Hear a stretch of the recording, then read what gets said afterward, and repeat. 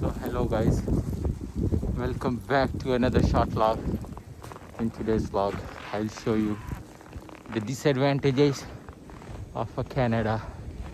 First of all, as you guys can see, today is a light snowstorming. I'm capturing or I'm recording in my phone so that I can show you how difficult it is, like, to walk on it and to go on a work, and I'll try to cover everything in the video to show how the transport system like disrupt in this type of harsh weather.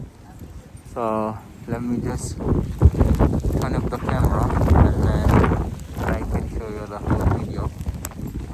As you can see now, that people are having difficulty to walk on the ice.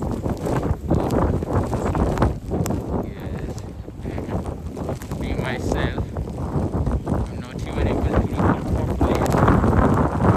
You guys can see here on my mask, the snow have turned up into ice.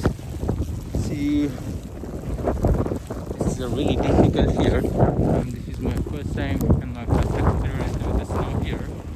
So